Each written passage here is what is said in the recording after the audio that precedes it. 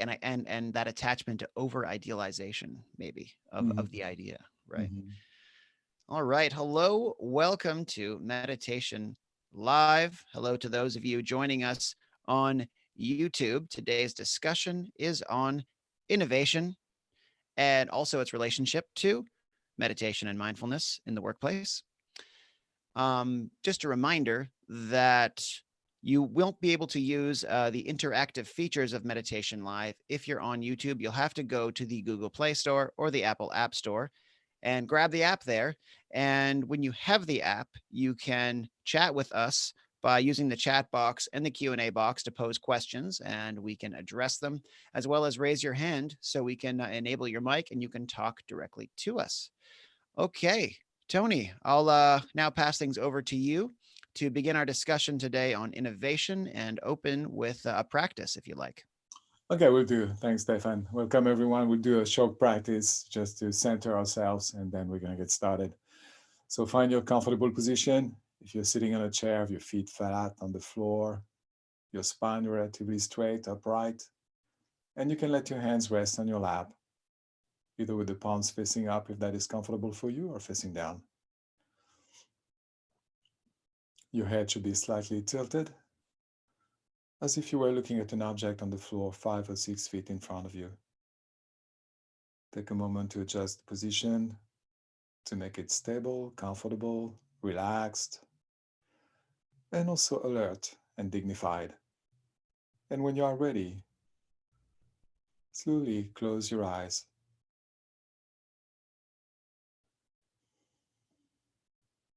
and become aware of your breath, the movement of your breathing, your belly and your chest rising up and falling down as you inhale and you exhale.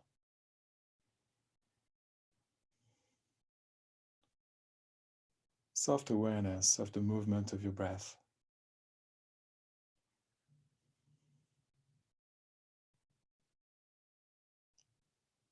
Let go of any unnecessary tension in your body, checking your forehead, your jaw, dropping your shoulders. Check your upper back, lower back. Simply relaxing, softening all the muscles in your body while maintaining an alert position. Let go physically and also let go mentally. Let go of any worries, inner conversations, stories, the past, the future, and settle into the body, into the present, staying with your breath.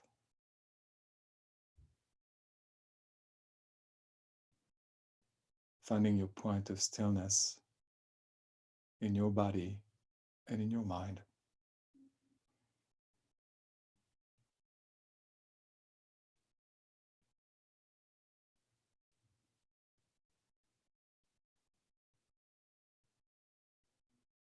Now feel your feet on the floor, your hands on your lap. You can start moving a little bit. Wiggle your toes, your fingers, stretch if you feel like it. And then slowly open your eyes. Welcome back. Thank you so much for that, Tony. And anyone that experienced something in that practice they'd like to talk more about, definitely leave your question in the chat box or the Q&A box.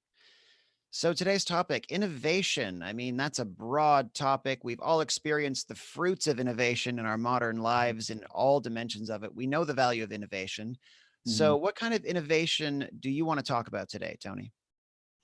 I think all the different aspects of innovation. We all talk about the creative side of it, the visionary side of it. We rarely talk about the other steps that are necessary for innovation. So people get an idea of something they want to accomplish. They don't know exactly what it is and how it's going to happen. But they are there like thinking about, okay, what is the next step? So what is the next idea?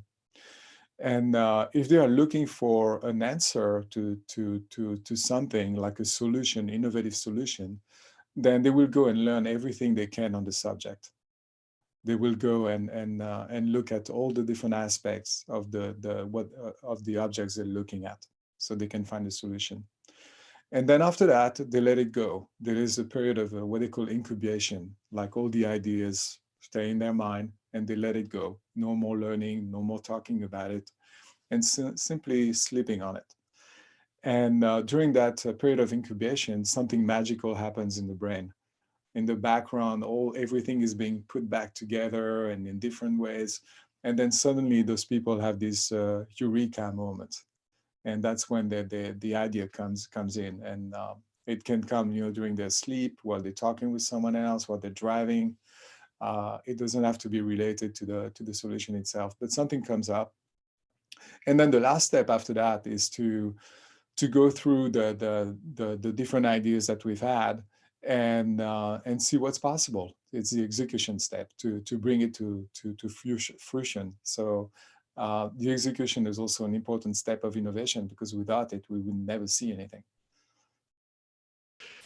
Yeah, I agree. A lot of people don't like that, dirty, ugly step of actually making it happen. They're like, why can't I just leave it in the safe, comfortable place of the dream world where it doesn't get Yeah, tested? yeah. But execution is everything, I imagine, right? Otherwise, It's you not don't really see if it's a everything. good idea. Yeah, it's not everything. Everything works together. um, and we see sometimes people who are very good at execution. But execution is when we really focus, and things tend to become like really black and white. It's possible or it's not possible. It's yes or no. It's zeros and ones when we are in the execution mode. But when you want to be in the creative mode, you don't want to be in execution mode. That's counterproductive. What you need when you want to be creative is divergent thinking. You want to think about all the different possibilities. So the execution mind is not very useful when you're trying to be creative. It becomes useful once you've got the ideas and once you know what you want, then you can call on the execution mind. So really, for innovation, you need to be able to switch mental modes. So one mental mode is going to be more divergent thinking, the visionary step where you allow anything to come in.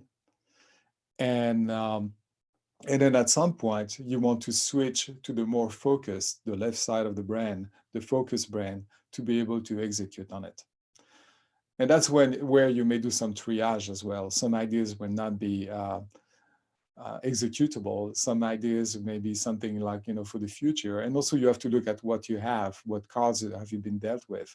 Do you have enough money? Do you have enough time? Do you have the people you need, the tools that you need? That will also be part of the execution step and tell you what ideas you can implement. Interesting. Now, I've got an interesting question that popped up about innovation because you mentioned the letting go process, and that's so fascinating, especially, to your background in, the mindfulness world, where we look at thinking as something that maybe isn't what it claims it is. It's not everything. There's something that happens beyond thinking. And it sounds like the innovation process happens in that space too. It's not just, oh, I have some thoughts and ideas. They're appearing as language in my brain, and then I'll write them down. There's also then shutting all of that off. And then something seems to happen on the subconscious level, Mhm. some kind of deeper level. Can you talk Yeah. more about that? Yeah, some people talk about different places in the mind or different types of thinking. There is a type of thinking that's really about concept, images, and words. And that's the one we use most of the time. So we read all those articles on the solutions we're looking for, all the different books, all the different rules, and so on. And then our mind goes through those ideas and may go in circles at some point. Like, we're not getting anywhere. And that's when we need to switch thinking, switch mental mode. So the best way to do that is to actually stop, to let it go, to not think in those terms, in those words, and so on. To kind of like stop thinking in a way, and let inspiration come in. And for some people, it's very hard to do. It's like, how do I do that? I thought it's not that hard. It's like, okay, I'm letting go of my thoughts. I stop thinking about the subject, but I kind of keep it in mind at the same time, and see what happens. It's like, asking for inspiration, and letting like a blank space inside, some empty space, so something can come in. If you create that space, then ideas start to come in. Where they're coming from, we're not sure, but they come in. And usually they're very innovative, creative ideas. Yeah, I think of David Lynch, the great film director who's heavily steeped in meditation, says his favorite thing to do is to sit and desire ideas, which is Mhm. interesting. It's very open. He's not saying he wants a solution to a problem. He's just in the state of allowing, which I think sounds very powerful. Yeah. I have a friend who's an artist also, and he explained to me how he works with creativity. And for him, it's like before going to bed, he thinks about the what he wants to create, and then he lets go. And he is able to do some funny things like lucid dreaming and stuff like that. So for him, he's kind of a special guy. But he relies on his time asleep to come up with the new ideas. So he wakes up in the morning and try to remember his dreams, and usually that's where he gets his new ideas. Super cool. I've got some questions in the Q&A box. First, I'll pose one to everyone here. I'd like to know where and when you get your best ideas. What setting, what do you do to sit and have the best, juiciest, creative stuff come to you? All right, the first question in the Q&A box from Katie Rogers. Good to see you again, Katie. I'm about to have an opportunity to change my daily routine for a few weeks, and I'm hoping to use this time to continue to establish great habits. How can I best use innovation to help make the most of this time? Hmm. So to think in those terms with innovation, I would look at it like all the different possibilities. Use the regular thinking, like what could I do, what's possible, what's not possible, and so on. Go through that, and ask friends, what would you do in my place, and so on, against some other perspective, and then let that sit for a while, and go to a place where you're not thinking about it anymore, where you're able to let it go, and then create that space so something new can come in from the inside. Meditation is good to do that, especially open awareness meditation. And I think we'll do some of that near to the end. We'll go through like an open awareness meditation. But when you are in open awareness, basically you're saying, everything is possible. I will let anything come into the field of my attention. There is no right, there is no wrong, no good, no bad. Everything is fine. And it's simply being there and accepting things coming in. But at the same time, you also create a space. So you're not in your thoughts creating stories, narratives, and so on. You create a space, like, getting the clouds out of the sky so you can see the blue sky. And that's when those ideas come in. Yeah, and it sounds a lot like it's taking the pressure off of the outcome orientation of Mhm. creating ideas, Mhm. because I think a Mhm. lot of pressure we put on ourselves can often be counterproductive to actually creating in general. Yeah, and I think our brain is able to do different things. There is the focus brain tends to be like grounded. So you're on the ground looking at the trees, at the trail, but your view is limited. And when you give up that brain and you go to the other side, you got a meta view. So now you can see the whole forest, and you can see more trails and more possibilities. And I think that part of our brain is also able of some type of parallel processing, like going to taking a lot of ideas at the same time and putting them together in different combinations and coming up with really different ideas. Yeah, and I've got a question here in the Q&A box. You may have already answered it, but if in case you want to elaborate further, D asks, are there examples of how innovators may use meditation for inventing new products and ideas? But we know that a lot of the people we think were innovators use meditation. Steve Jobs was an example, and there are many others. Um, and a lot of them use the what we call the transcendental meditation, and it's when you use a mantra. So you sit down and you meditate and you repeat the same word over and over, and that can be useful also to get out of your thoughts. So that's one way to get out of your thoughts and get to that transcendental state. The main thing about creativity and connecting that with meditation is to be able to get out of the stories, the narratives, the mind that keeps on going, and to create that space. So you can do that with a mantra.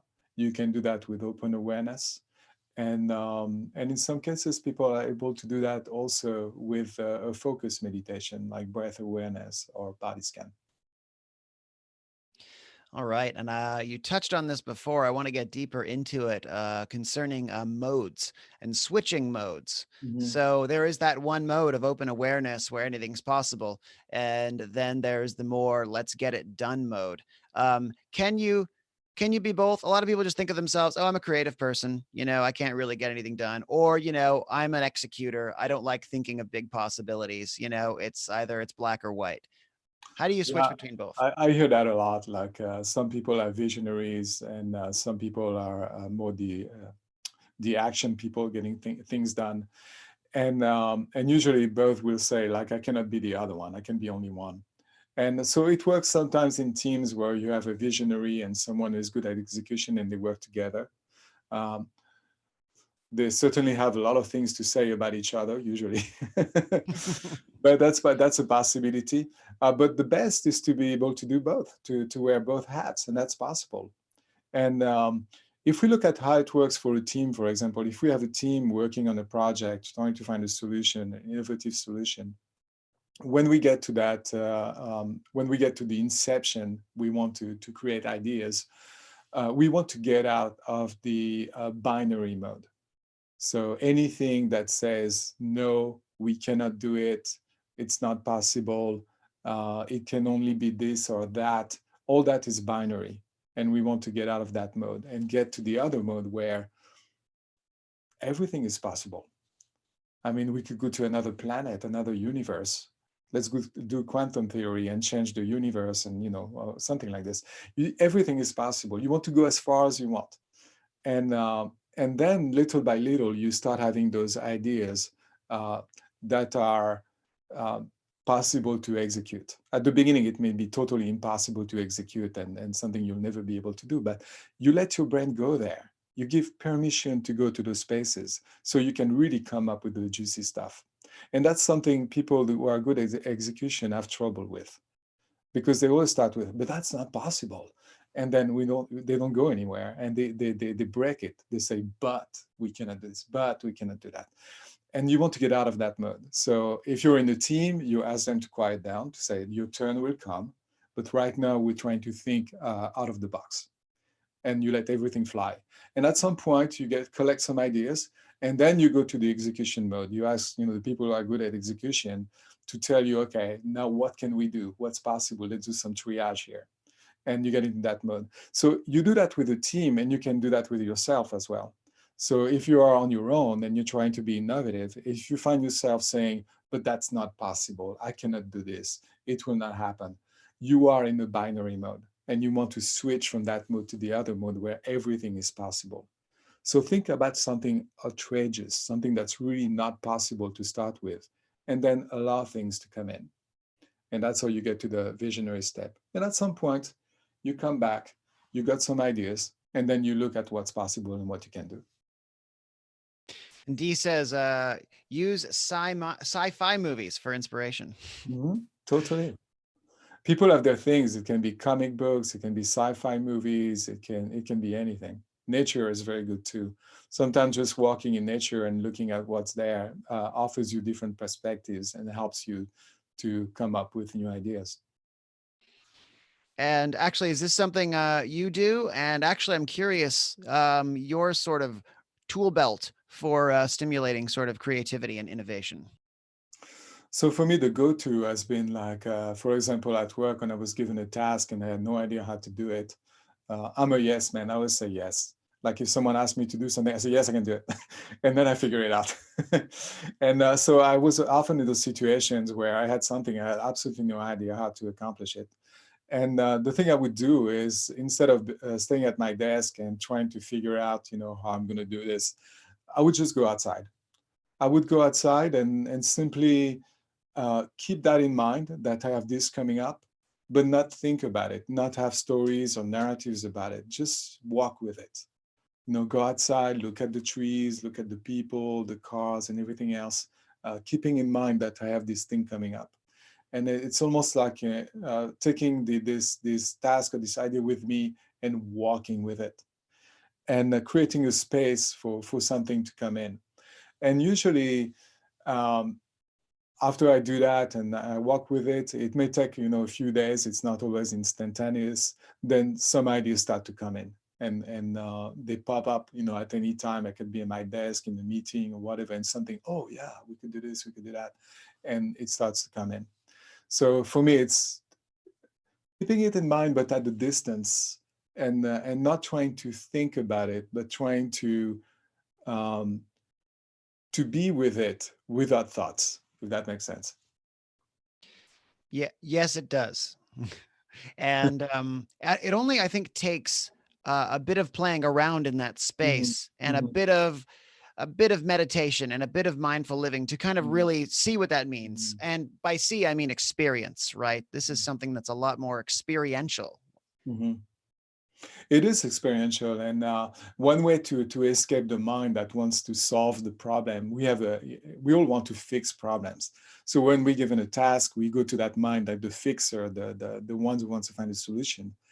But if you don't know the solution, you don't know how to do it, it's useless. It just goes in circle. So it's giving up on trying to fix, on trying to find a solution, and open it up for something else. And I found that using my senses is very useful. So looking at things, really looking at people, at trees, and so on when I'm walking around, opening my senses to what's going on, what is the temperature outside, and what do I hear, helps me to be present, to be in my body, to be aware of my breathing, helps me to be there, to be present while I'm walking around, and keeping that idea with me, that task with me. And that's why I create the space, really. That's so interesting. This because we think of ideas as something that is so abstract. It is not something that's so tied to the really raw mammalian aspects of ourselves, like Mhm, senses, mhm, like mhm, the very simple aspects of seeing and touching and feeling. But it seems like to nurture an idea, something in the abstract dream world, you're using really kind of like raw human faculties to do that. mhm, mhm. It's almost like, being having two personalities inside, two brains. One of them is the talks and think and calculates, and that's our rational executive mind. And there is another one out there that does something different, that talks a different language that we don't even understand. There's a communication happening, but we don't even know how it communicates. But that's how those ideas are coming in. So to allow that mind to do its work, and means that we need to give it the space and the energy. So we need to give up on the thinking mind, the focus mind, to give space to the other. That's one way to see it. Yeah, it sounds like a Rumi quote that I'm going to absolutely mash up here. It might be unrecognizable, but it has something to do with listening to the voice that doesn't speak in words. Like, Yes. Yeah. Yes. all right. So, if no one has any other questions, I guess I'll throw one more at you. Okay. Since I like the idea of the executor and the creative person getting along, and I'm curious, like, why don't they, and what are they missing, to really be able to integrate their roles? It's simply that you become very good at something, and you tend to focus on what you're good at, and thinking that everything else is not as useful as what you're doing. We all have that tendency. So the person who's very good at getting things done looks at the dreamer like a dreamer, like you can never do anything, everything is half done. A lot of things you talk about are not even possible. I'm the one getting the stuff done, and putting it like in people's hands, it's real. I'm in reality, I'm anchored in reality, I'm grounded. That's how you think when you are in the execution. And when you are the visionary, you think, these people, they could do nothing without my input. I'm the magician, the one who is able to look over the trees, and find real cool stuff, and talk to the muses, and come back with really cool stuff. So and they don't value as much the execution part. Like anybody could do the execution. They tend to think like that, and it's not true. It's like everyone has strength, and everybody brings something to the plate. But again, the ideal is to be able to be both, and understand both states of mind and being able to switch from one mental mode to the next. Definitely. I will now pass things over to you to close things off. Oh, but our moderator, Lindsay, was kind enough to find the quote that I was swiping at. Aha. It's from Rumi. There is a voice that doesn't use words. Listen. Wow. I was close. I'm amazed at how close I was, actually. There we go. That's a great quote. It's so short, but there's so much in it, you know? All right, great. So, Tony, you wanted to show us open awareness meditation, one of the Let's do most open awareness and let's go and listen to that voice that doesn't use the words. definitely how appropriate. So let's find our comfortable position. Feet on the floor, hands on your lap, spine upright. And when you're ready, close your eyes. And come back to that quiet space in your mind, in your body.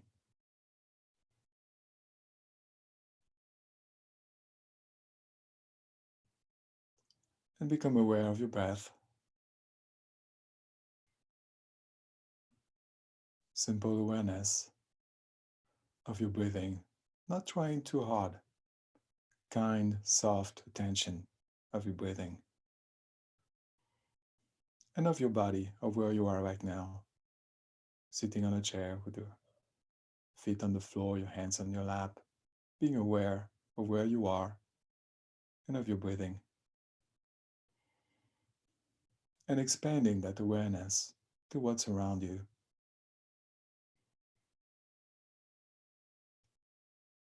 What noises you can hear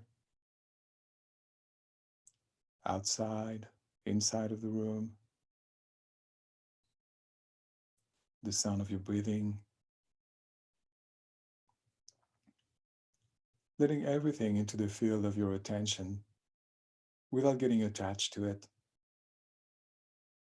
noticing it, and then letting it go.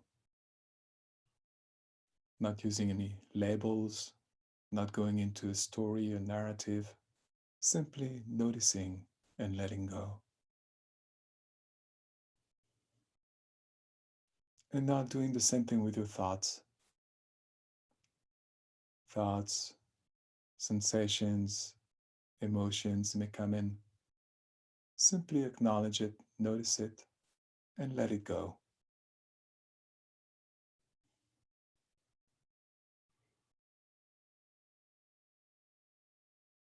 Visualize clearing the sky.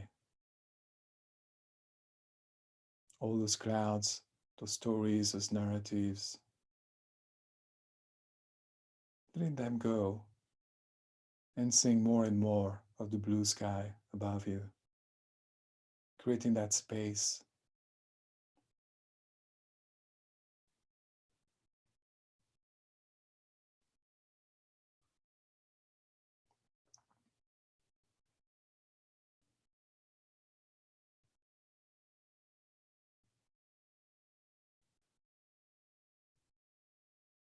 And listening to that part of you that speaks without words.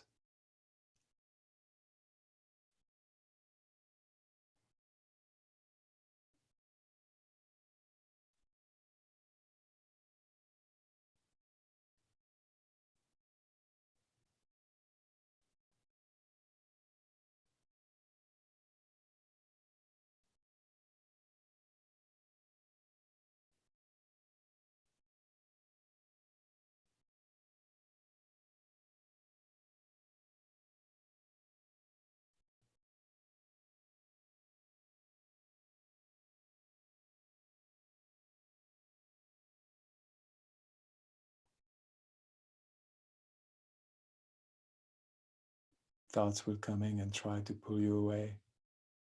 Simply come back to where you are.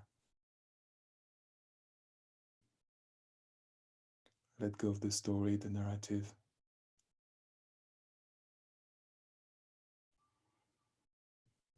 And come back to that space where everything is possible.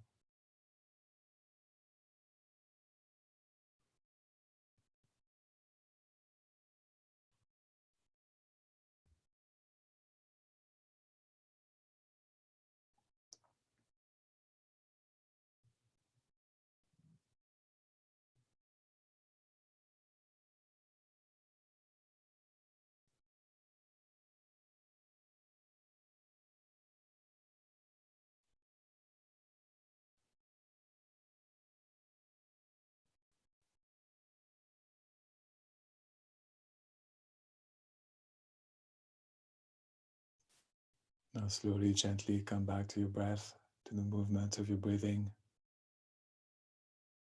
Remember the time of the day, the room where you are.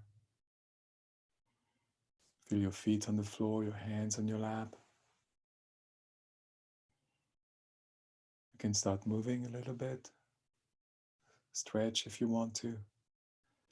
And then when you're ready, slowly, gently open your eyes. Thank you very much for being with us today, and I hope to see you soon. Namaste.